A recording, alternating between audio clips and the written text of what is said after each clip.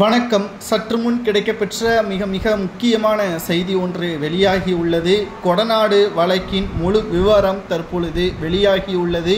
CBI துறையினர் இந்த வழக்கை இறுதி கட்டத்திற்கு கொண்டு சென்றுள்ளார்கள். பல ஆண்டுகளாக இந்த வழக்கு விசாரணை நடைபெற்று கொண்டிருக்கக்கூடிய நிலையில் தற்பொழுது இறுதியாக யார் குற்றவாளி, கிட்டத்தட்ட ஒட்டுமொத்தமாக தேடுதல் பணியில் ஈடுபட்டு வந்த குற்றவாளிகளை கேரளாவில் இருந்து கைது செய்யப்பட்ட சிபிஐ துறையினர் கீழ் நீதிமன்றத்தில் ஆஜராகி தற்பொழுது விசாரணையும் முடிவுக்கு வந்துள்ளது.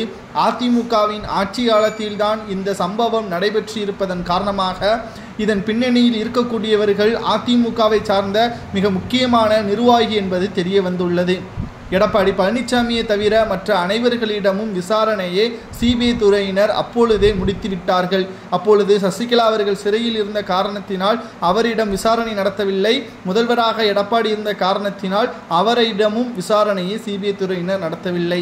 ஆனால் இப்பொழுது சசிகலா அவர்களிடம் விசாரணை நடத்தி முடித்துவிட்டார்கள். எடப்பாடி பழனிசாமி அவர்களிடம் விசாரணை நடத்துவதற்காக டெல்லிக்கு எடப்பாடி பழனிசாமி அவர்களை அழைத்து செல்ல உள்ளார்கள். இந்த தகவல் தான் தற்பொழுது மிக முக்கியமாக நாம் பார்க்க வேண்டியது.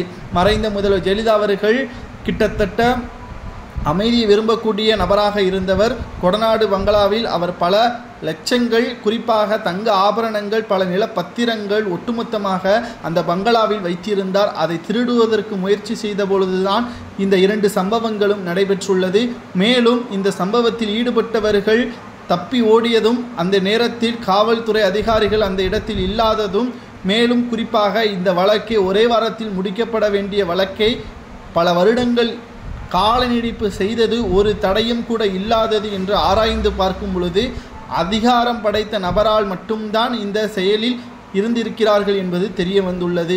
அந்த அடிப்படையில் தான் நீதிமன்றத்தின் உத்தரவின்படி தற்பொழுது எடப்பாடி பழனிசாமி அவர்களுக்கு சம்மன் அனுப்பப்பட்டுள்ளது.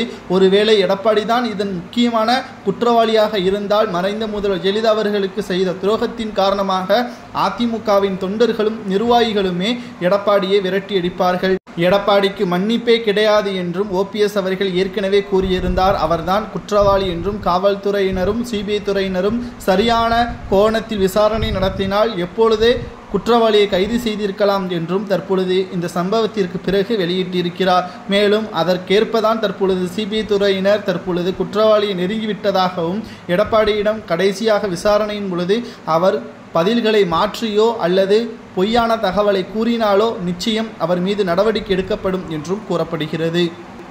குற்றவாளி யாராக இருந்தாலும் அவர்களுக்கு என்ன தண்டனை வழங்கலாம் என்பதை கமெண்ட் வாயிலாக கூறுங்கள்.